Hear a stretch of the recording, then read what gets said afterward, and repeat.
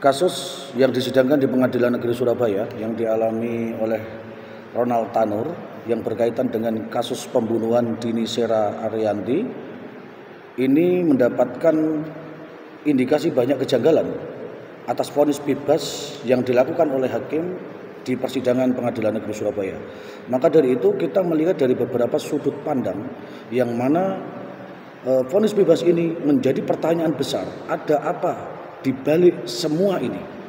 Akan tetapi inti dari permasalahan vonis bebas ini adalah mundurnya supremasi hukum yang ada di Indonesia. Maka dari itu perlu kita amati bersama. Artinya kasus ini melibatkan menghilangkan nyawa seseorang. Dari rangkaian-rangkaian kasus yang kita amati dari awal dan beberapa hal yang sudah diungkapkan dalam persidangan, artinya di luar vonis ini ada pembuktian-pembuktian yang dianggap oleh hakim tidak menjadi dasar hukum untuk melakukan vonis terhadap Ronald Tanur. Akan tetapi bisa kita lihat dari kronologis awal, kekerasan yang dilakukan dan menabrakkan mobil hingga menceret sampai 5 meter sehingga dihentikan oleh petugas keamanan di wilayah tersebut. Maka ini menjadi barang bukti menghilangkan nyawa seseorang sebagaimana pasal 338 sengaja menghilangkan nyawa orang lain dengan ancaman hukuman 15 tahun penjara. Akan tetapi vonis yang terjadi ini menjadi sebuah kemunduran supremasi hukum yang harus ditegakkan di negara kesatuan Republik Indonesia. Selanjutnya ada beberapa hal yang perlu kita amati. Faktor yang paling berpengaruh dalam keputusan pembebasan tersebut. Apakah ada aspek hukum tertentu yang menjadi pertimbangan utama? Dengan alasan bahwasannya Ronald Tanur berusaha untuk menyelamatkan korban sebelum kematian. Semua kasus pembunuhan yang menghilangkan nyawa seseorang, kebanyakan orang itu akan menyesal.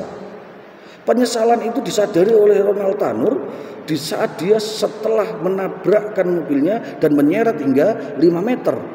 Hingga ditolong dan dibawa ke Hospital Nasional Surabaya dan akhirnya meninggal dunia.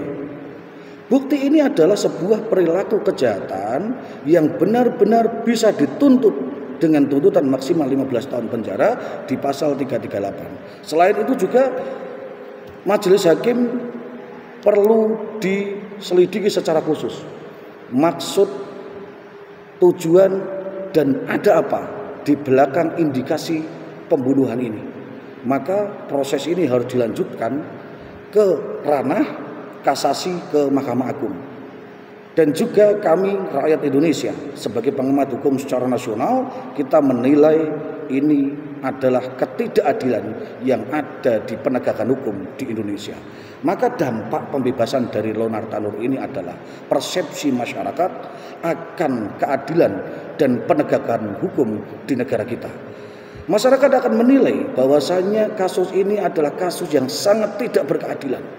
Indikasi yang sudah jelas, sudah nyata, nyawanya pun benar-benar hilang. Akan tetapi pengadilan mengesampingkan semua itu dengan memberikan kebebasan kepada Ronald Tanur.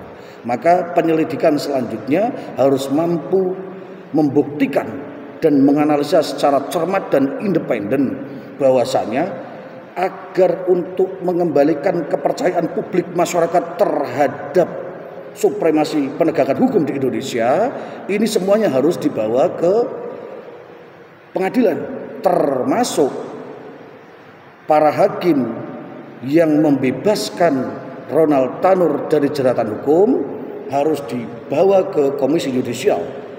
Maka dari itu penegakan hukum ini harus benar-benar jelas. Tidak ada tendensi apapun statement dari masyarakat kecuali untuk penegakan hukum dan penegakan supremasi hukum yang ada di Indonesia. Kasus Ronald Tanur ini apabila kita amati secara cermat dan kronologis dengan baik tanpa tendensi dan kepentingan apapun sudah jelas. Pertama, nyawa hilang. Yang kedua, kronologis juga jelas. Terjadi pertengkaran, terjadi penganiayaan, terjadi penabrakan mobil hingga di situ ada saksi kunci. Salah satunya adalah petugas keamanan yang ada di lokasi.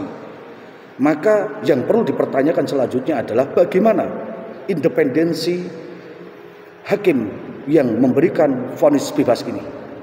Maka dari itu saya berharap kepada seluruh aparatur yang berwajib menegakkan supremasi hukum di Indonesia untuk memberikan benar-benar menegakkan dan mengembalikan kepercayaan masyarakat bahwasanya hukum masih bisa benar-benar dipercaya oleh masyarakat.